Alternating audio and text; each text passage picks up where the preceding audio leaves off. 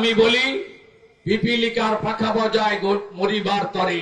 বাংলাদেশের এই মোল্লাগুলো, মৌলবীগুলো, এই র্যাডিক্যাল উগ্রবাদীগুলো, এদেরও পাকিস্তানের রাজাকারের যা হালত হয়েছিল সেই হালত হতে চলেছে।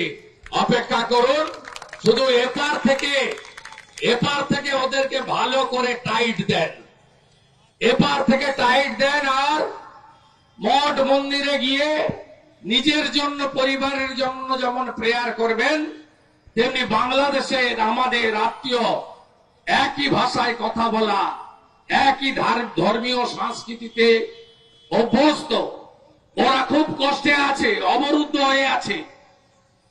ওদের বাড়ি থেকে বেরোতে দেওয়া হয় না, গ্রামের পর গ্রাম জ্বালিয়ে দেওয়া হয়, কোন মন্দিরকে আস্ত রাখেনি। আপনারা আসুন, ওদের জন্য আমরা প্রার্থনা করি।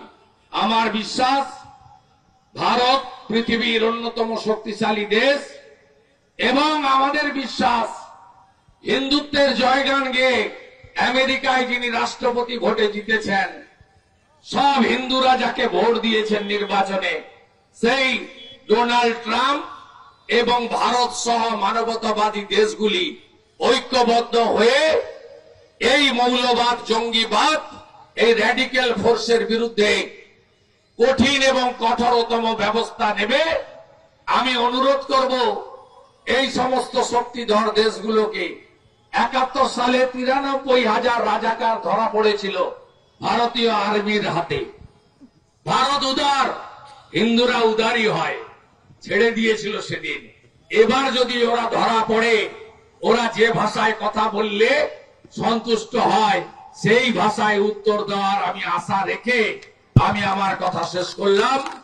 আপনারা সর্বত্র ঐক্যবদ্ধ হন। আমাদের মুখ্যমন্ত্রী বলেন ধর্ম যার যার উৎসব সবার। আমি বলি আজকে সময় এসেছে, শুধু ওপার বাংলা নয়, এপার বাংলায় ধর্ম যার যার, ধর্ম রক্ষা করার দায়িত্ব তার তার।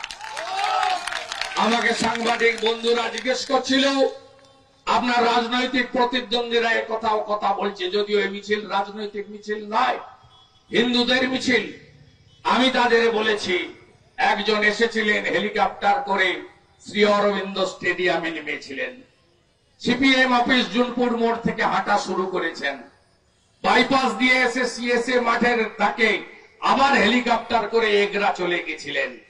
এই শহরে তিনি হেঁটেছিলেন আর বলেছিলেন যে এই শহরকে অধিকারী মুক্ত করতে হবে, আর আপনারা পিসি মুক্ত করেছেন, তার জন্য প্রণাম জানিয়ে আমার কথা শেষ করলাম। জয় জয় শ্রীরাম। বিশ্ব হিন্দু, বিশ্ব হিন্দু, বিশ্ব হিন্দু। সনাতন ধর্ম কি, সনাতন ধর্ম কি, ভারত মাতা কি।